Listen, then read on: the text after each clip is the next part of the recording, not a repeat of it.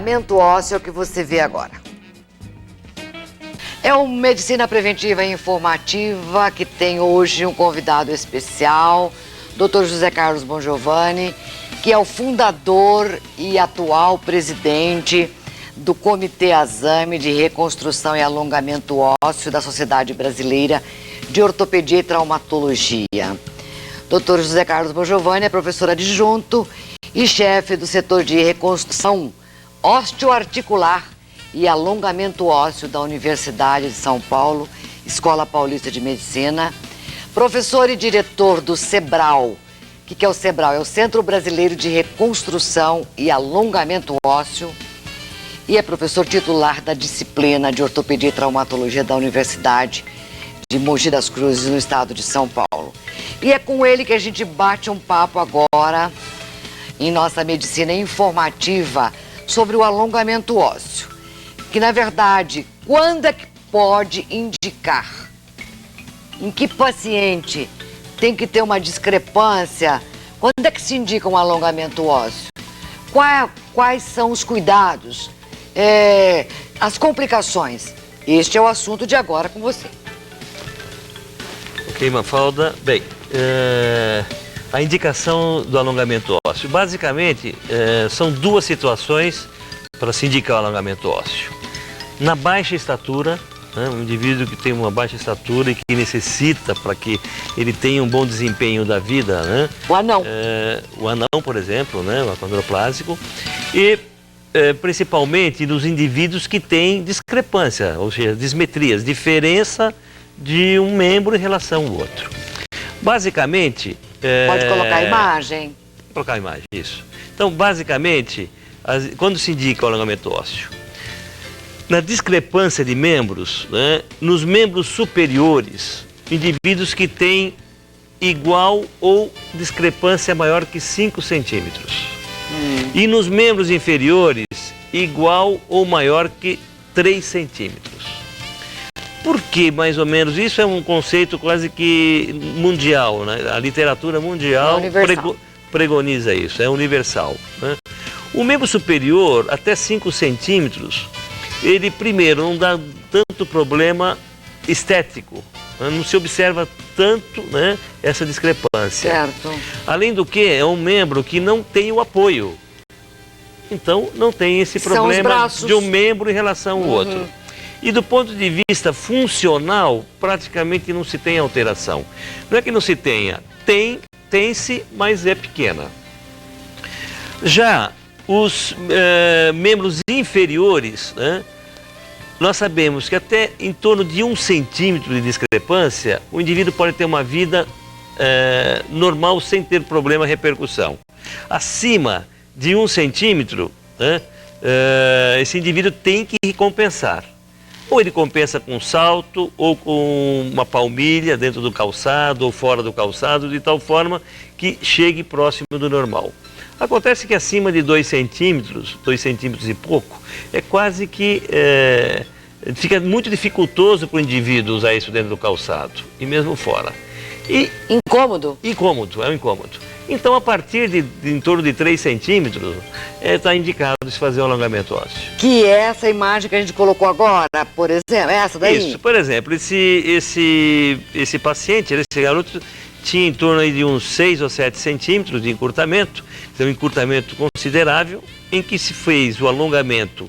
Ele tinha um encurtamento no fêmur, na coxa, e um encurtamento na perna, na tíbia. Então vocês veem ali, entre aqueles 2 primeiros círculos, é onde está se fazendo o alongamento ósseo.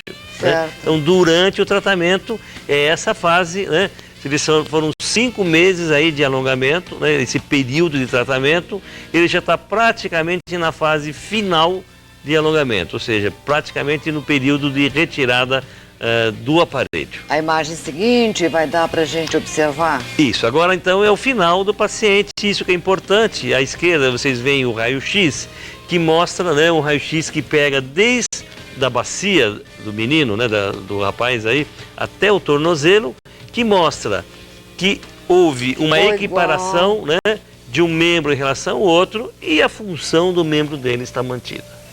Isso daí, doutor, Isso daí demanda um período, um tempo. Isso, esse período é muito variável. Esse paciente, por exemplo, foi feito em 2 pontos, no fêmur e na tíbia. Certo. Então ele tinha 6, 7 centímetros. Então o tempo foi mais precoce, foi mais rápido, porque nós fizemos o alongamento em 2 pontos. Isso também facilita, porque os obstáculos também são menores, porque quanto maior o tamanho do alongamento, maiores são os obstáculos. Na próxima imagem, aí nós estamos vendo o paciente... Então, são os cuidados que tem que se ter com os pacientes. Por quê? Esse é um tratamento, né, vamos dizer, árduo, em que o paciente tem que conviver com essa fixação externa, né? Então ele tem que ter muitos cuidados, o indivíduo tem que tomar banho todo dia. Com o aparelho. Com o aparelho, isso faz parte... parte... externo? É externo, então só faz parte dele nesse período.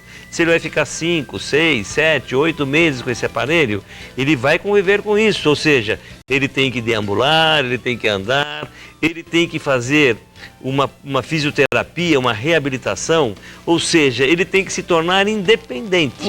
Apesar de ele ter esse aparelho, ele se torna um indivíduo independente. Então tem que fazer curativos, tem que fazer um controle ambulatorial muito de perto. Muitas vezes esses pacientes, o médico, uma vez por semana ou máximo cada 15 dias, tem que estar em contato, porque é uma coisa evolutiva, não é uma coisa estática, é uma coisa dinâmica, né?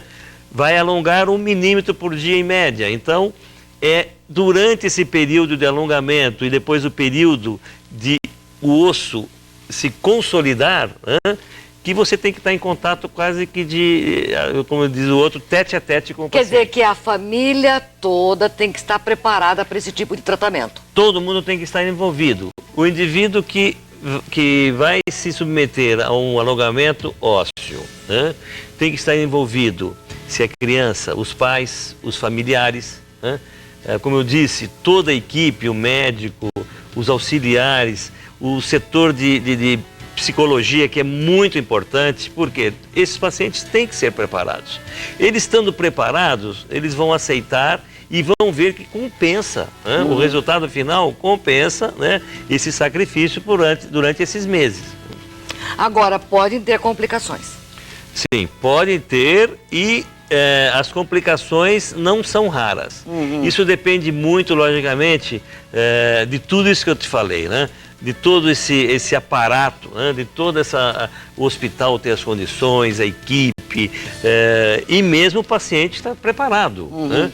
Porque se o indivíduo deixa de fazer os seus curativos, ou se o paciente deixa de tomar o seu banho, ou se o paciente deixa de retornar assiduamente quando é marcado os retornos, né, poderão ter as complicações. Então, por exemplo, aí nós estamos dizendo as complicações durante o alongamento, né? Poderá haver alterações na formação do osso, da regeneração do osso, né? Poderá esse osso colar mais rapidamente e não impossibilitar a continuidade. Quer dizer, consolidar precocemente. Precocemente. Poderá haver uma infecção se não tiver um cuidado, se bem que as infecções são sempre superficiais, normalmente com curativos, né? Às vezes tem que tomar uma ou outra vez um antibiótico, mas normalmente com curativo é suficiente, né? Então demora na formação da regeneração óssea, né?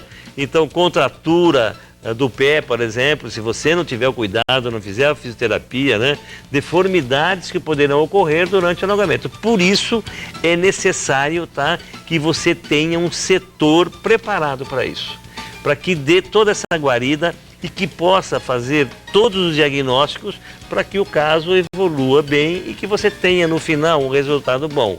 Você veja bem aí, essa paciente, ela tem 2 semanas, né, que está com o aparelho, né, nas 2 pernas, e ela está movimentando, está subindo escada e descendo escada. Isso, subindo e descendo, porque ela foi preparada, tá certo, adequadamente no pré-operatório, né, por toda essa equipe, para que ela, no pós-operatório imediato, ela pudesse se tornar independente, né, mesmo em tratamento. Quer dizer que, na verdade, então, a indicação do alongamento ósseo não tem fator idade. Pode ser numa pessoa de 60 anos. Pode ser na criança que eu disse de 1 ano e meio, 2 anos, como no indivíduo de 70, 80 anos. Né?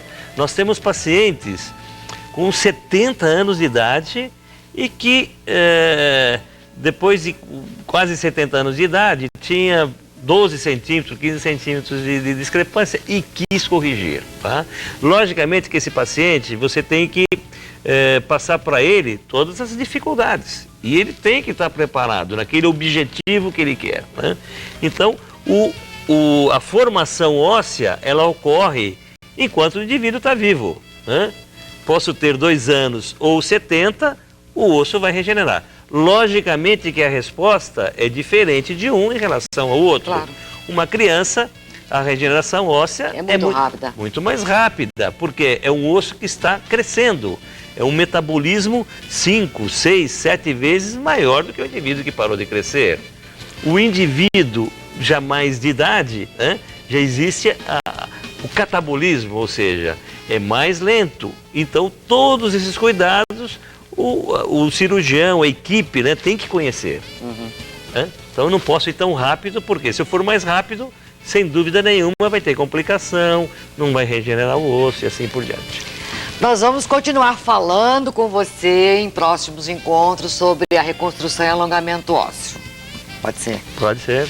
Um prazer. Voltaremos com certeza em outras oportunidades, porque nós estamos aproveitando a estada dele em Londrina para gravarmos essas entrevistas. Portanto, a gente vai extrair o máximo que a gente puder. A gente volta já. E a gente continua aqui no estúdio, né?